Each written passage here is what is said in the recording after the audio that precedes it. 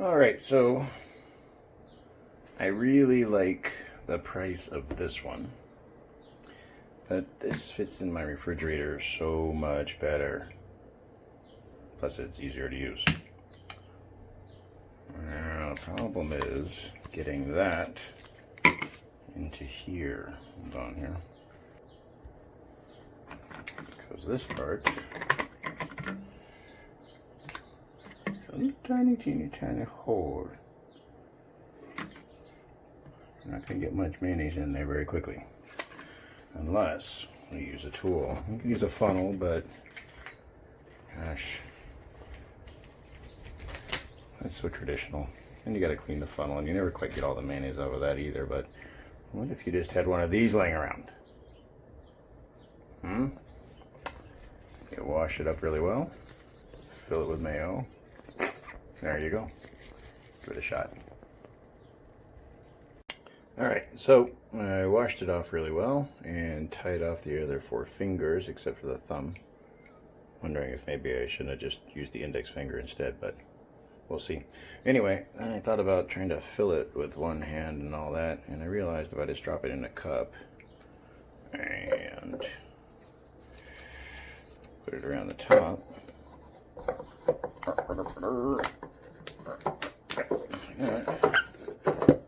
Gotta squeeze out the air. Alright, be right back. Yeah, alright, check that out. So yeah, once you squeeze out the air, it actually makes a nice little hole there. Figure that'll hold at least a cup or so at a time. Here we go.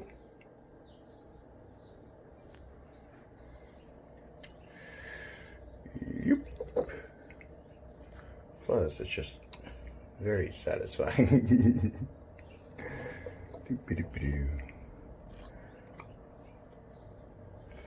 So something to watch out for. If I get too much in there, it's gonna pull that off the edge, and then it's all gonna fall into the cup. We'll see.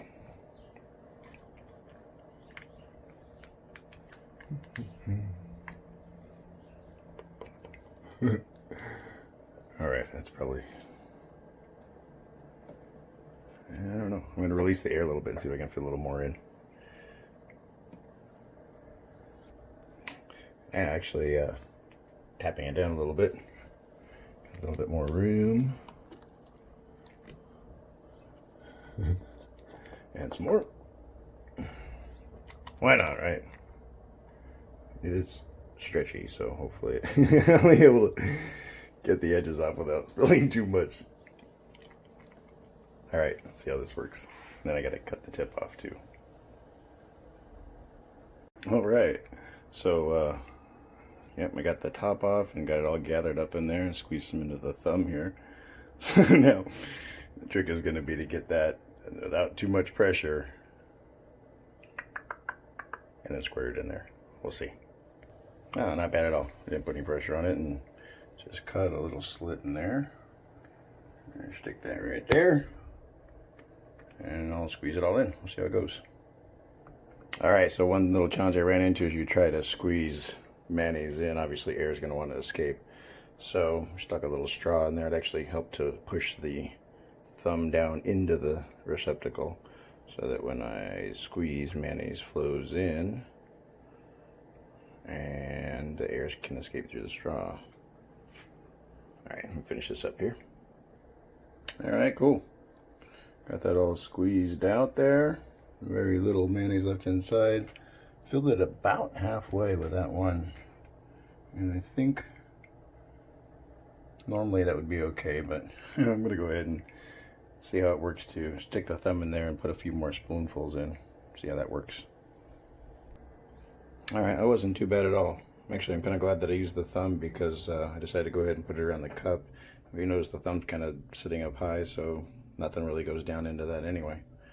So let's stick that bad boy in there, squeeze up the top, and squeeze the rest of this in. Nice, right up to the tippy top. I'm gonna get my straw out of there. I actually had a little bit of mayo left over, so I'm just squeeze that right back into the container there. This probably wouldn't be approved by any kind of food safety standard if we're going to go pack this back away, but I also take some additional precautions, like covering it with cellophane, plastic wrap, and taking out all the air and that sort of thing. But yeah, I mean, a little messy, but shoot, not bad. Certainly worth saving some money. Anyway, that's all. Maybe I'll show you how to seal up. Yeah, I'll show you the mayonnaise in a minute.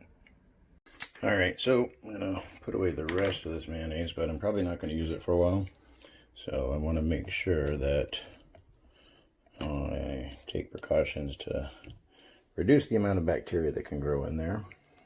And we definitely want to keep it in the refrigerator. Once that seal is broken, the first thing we're going to do is get off all this gunky around the side as much as possible, so there's nothing to feed on. Very little anyway. Move it all to the middle. Doop-a-doop-a-doop-a-doo.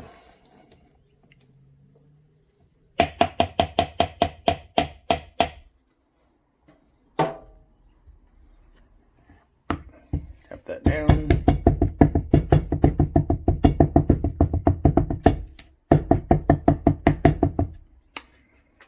Get as much air as possible, and then I'm going to take a little food wrap here. Put that on top.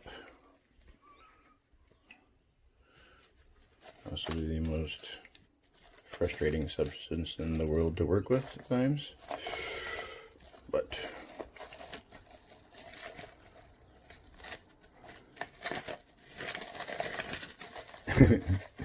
point is to get that stuff in there and just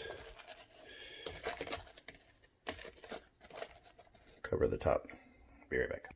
Alright, much easier to do with two hands, but basically you can see, just want to make sure that the entire surface in there is covered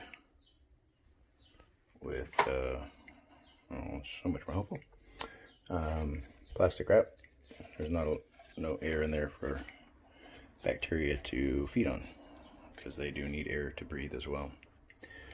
And that's it. Put the lid on it, put it in the fridge. When you run out of the other one, you're good to go.